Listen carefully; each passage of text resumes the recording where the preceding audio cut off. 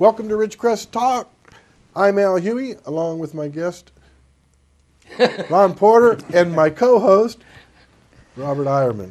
Boy, I'm telling you, we're getting all the bloopers out of the way right here at the beginning of the year, folks. Yeah. I don't know where I am, but obviously I'm not here. So we've been talking with Ron about gun safety control legislation and the Constitution and all. You know, let's just outlaw guns. Yeah. And I'll tell you who will have the guns then. The criminals. Because I'm pretty sure that most, I won't say all, but most criminals don't go to a gun store to buy their weapons. Well, actually, speaking of that, in any major city, any one of us could go there tonight if we felt like we wanted to actually interface with that particular crowd. Could go to any major city and buy almost any gun we wanted. You're Without any absolutely right. registration, without any tracking. We could go buy it. They're there. We had the Fast and Furious thing where they're talking about the government taking these weapons and selling to the cartel, which to me was nothing but media propaganda and government propaganda.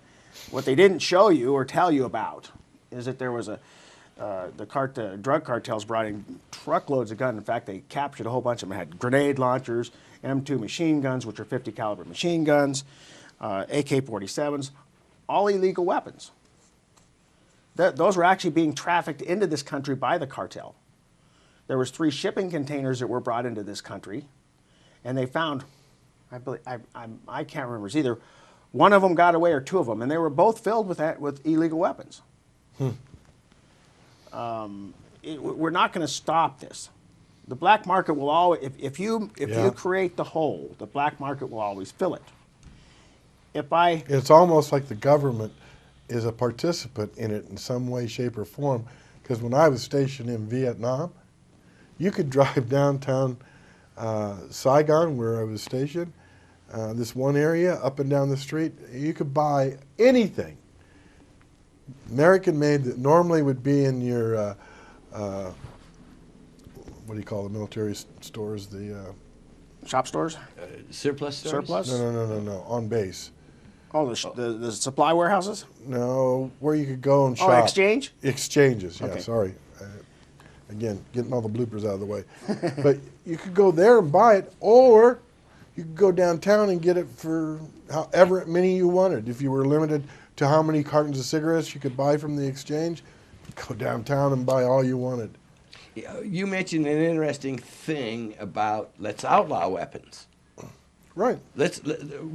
Countries in the world have done that. Let's look at how that turned out. In 1929, the Soviet Union established gun control. From 1929 to 53, about 20 million dissidents unable to defend themselves were rounded up and exterminated. In 1911, Turkey established gun control. From 1915 to 1917, 1.5 million Armenians unable to defend themselves were rounded up and exterminated. Germany established gun control in 1938, and in most of these, this was very strict gun control and/or confiscation. Obviously, we know the result of what happened in Germany, but 13 million... Well, we do. There's some millennials out there probably don't even know that there was a World War II. 13 million Jews and others were unable to defend themselves and were exterminated. China established gun control in 1935. From 1948 to 1952, 20 million political dissidents were rounded up and exterminated. Guatemala established gun control in 1964. From 1964 to 1981, 1,000 Mayan Indians were rounded up and exterminated. Uganda, and it goes on. And on. And the other side of that is Switzerland, which requires that every citizen be issued a gun and be trained to use it. And they have very little mass shootings in Switzerland. So I'm not sure that... Most of the communities, even in this country, where it's easy and most people have access and have weapons, you know, there aren't a lot of restrictions, crime is low. It's just in the areas where, you know, very stringent gun control legislation and the ability to acquire a weapon. Example, Chicago. Well, There's a lot of crime. but to add to your point, Al, is there's two factors that people don't also know from history. Is number one is World War II, which Robert just talked about, is they used the gun registration in France, what the Germans did, in France to go after all the weapons that the citizens had. Right. Which could very well happen here. Yes. Another thing that occurred is that in this country is when Florida, which was one of the first ones to start really easy concealed weapons, is the criminals actually started, rather than to not attack citizens, they attacked visitors. And the reason they knew there were visitors is because at that time, because they were driving a rental car. And rental cars used to have, if you may or may not remember, they used to have little stickers on the back of the rear view mirror. Yes. And they did that so they could pick them out of parking lots. But the criminal says, oh, this guy's a visitor. He won't have a He gun. won't have a gun. And they actually showed a statistical thing happening there that was occurring. Well, speaking of gun registration, wasn't it in Louisiana when they had the flood and everything? Didn't the authorities go after people who had guns? Yes. And confiscate them? And how did they know? Gun registration. Well, look at the federal government. They do background checks and they say, we're not keeping track of it. It's against the law for us to keep this. Yeah, right. We know how much you can trust that. Just last week, the Obama administration was found spying on the congressman that spoke to Netanyahu's staff. Right. So one thing that our founders told us is never, ever trust your government. Correct. Always keep a sharp eye on them. Yep. We get kind of raked over the coals on that one, but Well, but it's the thing is and then they misuse and misstate the things that the people want. Like I said, every gun owner wants safety. They don't want anyone hurt. No. But they don't come and say, how can we make this safer? They say, how can we make it more difficult? A prime example of making things more difficult. Unfortunately, we're up against. we're going to make it more difficult for you. Yeah. And when we come back, I've got a thought for all of you out there. And we'll talk about it. So join us after the break.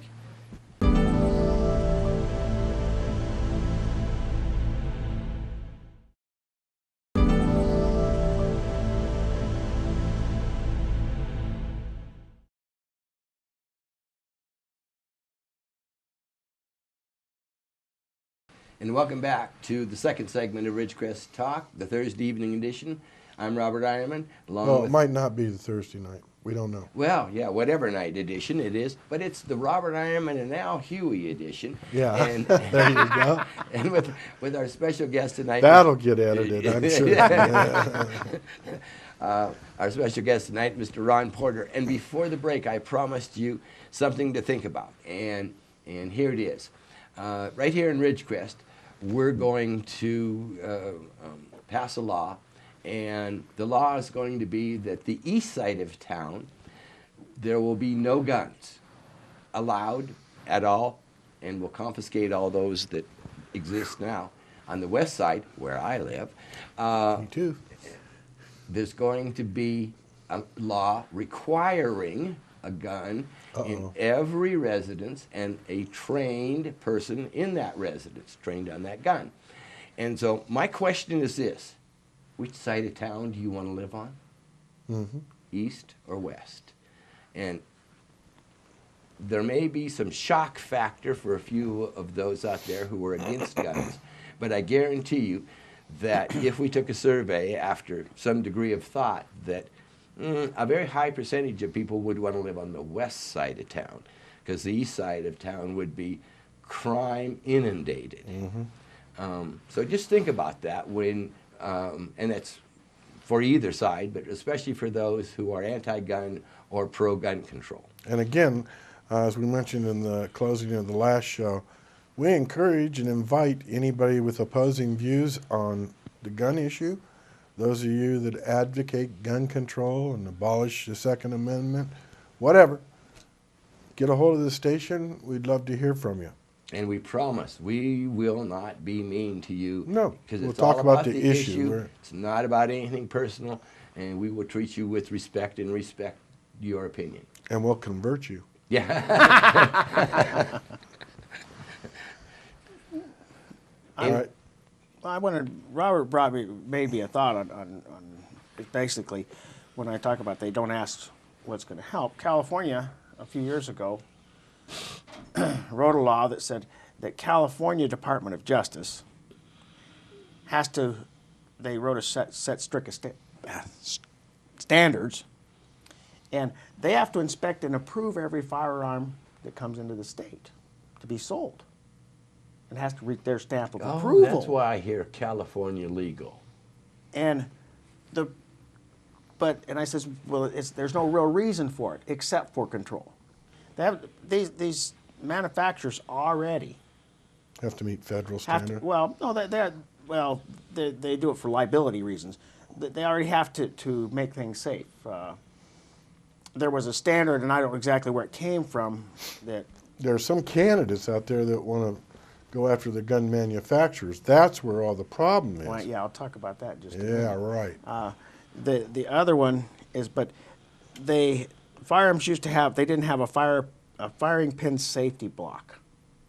And back in, I believe it was the late 70s they started this. And what they did is design firearms that if you drop them, the original 6-shooter, or if you dropped it and it hit the hammer, it could actually cause a primer to be impacted and detonated. Yes. Well, they put hammer blocks in all the modern weapons. You can drop them off the roof and they won't go off. And that was a great safety thing. The fire manufacturer is always looking to make something safer. It doesn't interfere with the operation of the firearm, but just makes it safer. Well, all these are already done. The only reason I can find studying the California law is so that they can say, well, we want to make you safer. Well, no, actually what it's doing is make it, a lot of gun manufacturers stopped selling in California because they didn't want to have to mess with it. They had to give them like 10 free firearms or something. I could be wrong on the number, so that they could test and drop and beat up or whatever they wanted to do with them. Well, that's out of their pocket, which in turn is out of the gun owner's pocket because now they have to pay more for it. Robert was just talking just a few minutes ago about the liability of firearm manufacturers. You hear it said on the news well, they wrote a federal law to prevent the liability of firearm manufacturers from being held liable. Well, they did that because the people that want to get rid of them started continually dragging these people into court, even though they were frivolous lawsuits. They knew they could break them eventually by spending money. They don't do the same thing with cars or anything else. But a firearm is nothing more than a tool, the same as a car. Same as a hammer. Same as a hammer, same as a knife. I remember, this is a few years back along the same lines, some guy went to court over a firearm that there was actually somebody killed, if I'm not mistaken, because when he pulled the trigger, the rounds kept going off after his finger was off the trigger. But what they found out, if I'm not mistaken, my memory's not as good as it used to be, he had doctored with that weapon. Okay. Trying to convert it from semi-automatic to automatic, and so it wasn't the gun manufacturer's fault, but that's who they went after, was the gun manufacturer. Oh, well, certainly anything, they look for any target out there. But when I was bringing up tools, recently we just saw how this last couple of months how a car can be abused. Just in Las Vegas the other day, the guy runs people down. Any tool can be abused. We can't get it rid. If you want to get rid of objects that someone can harm another person with, there won't be much you're going to have to put everyone in straitjackets, or we're going to have to live in rubber rooms. One of the statistic things that they always use on the news as well, and I did the homework on this one, as they say, where guns are illegal in the United Kingdom, there's much fewer gun crimes, which is absolutely true. But what they don't tell you is the rest of the story. The violent crime rate in the United Kingdom is higher than ours. They just use different tools. Guns not available, they use a knife. Or a club or a hammer. A golf club. Well, their favorite tool over bat. there is a knife, but Yeah. is for the most part. But it's just a different tool. They're going to pick a different tool. And we all agree with safety. But you can't, and they use the numbers, this number. But we have 330 million people in this country, and they have like 33 million, I believe, in the United Kingdom, something like that. But they take this number and this number. Only problem is compare 'em. Yeah. You can't. They're not comparable. We're running out of time again, so join us after the break for our third segment, and here we'll continue discussing gun control.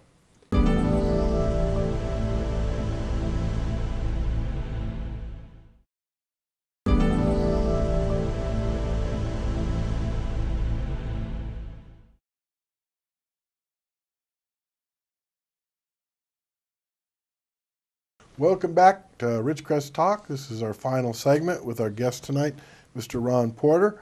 We're talking about guns and what can be done, should be done, or what might not should be done.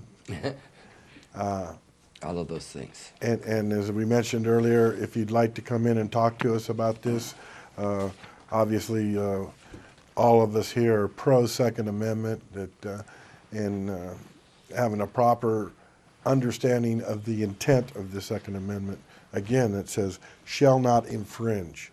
So, you know, a lot of what goes on with acquiring a weapon today, one could be arguing that they're infringing on their rights, citizens' rights to acquire weapons. So, should not have to do all that. But, you know, the Constitution has evolved, they tell me.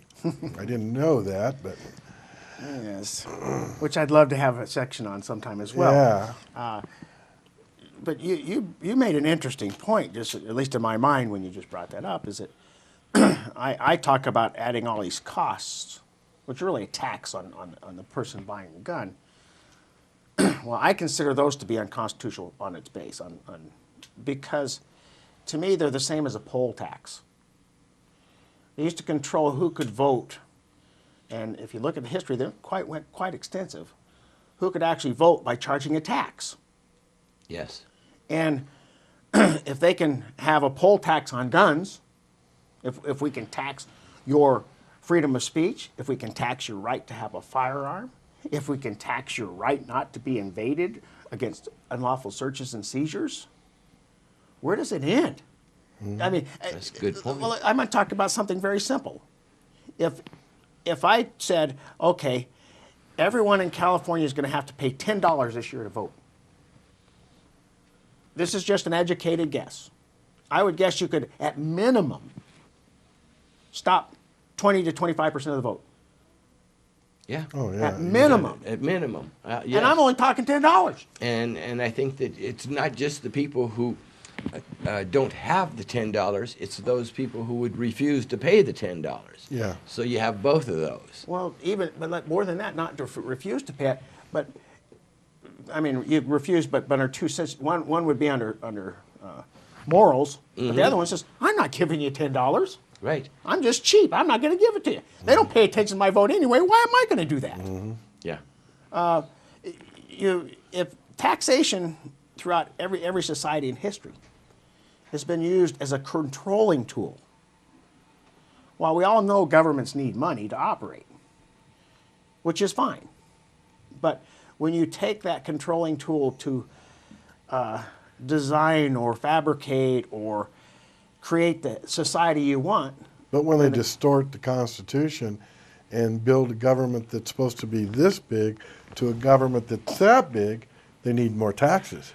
Yes. Yeah, we shouldn't really give that idea to the colleges and universities of today, because they certainly will want to impose a free speech tax. Well, speaking of free speech, right up here the street, our local community college You don't have freedom of speech except in one particular area down in the basement in the corner. Did you guys know that? No, is that It used to be that way anyway. But they have what they call a free speech zone. Yeah. Yes. And yes, and that's a very interesting point. Is they today, and it's what's really interesting how they've controlled us. The people that want to move our country into a non-republic. Is that first it went, you're offending me. Well, first off, you have no right not to be offended in this country. But now it's even worse. Is you made me feel uncomfortable, Robert. How dare you? Yes. Uncomfortable? So if I make you feel uncomfortable, you can't speak of it. That's a silencing tool. Or Right. the one I like is certain crimes are now double jeopardy, so not double jeopardy, but Enhanced? you shoot somebody and, well, that was a hate crime. Yeah. So the severity of the punishment is different than if it was just murder. You know, Yeah. it's like, Well, no, I shot him because I loved him. Yeah. Right. I've been against the idea of hate crimes or enhanced punishment because they think it's something that creates classes of citizens. It goes back to, if you had killed a royal, that certainly was worse than if you'd killed a commoner. And when we established this country, we said, no, we're not doing that. It's what the Right. offense is, not who it was against.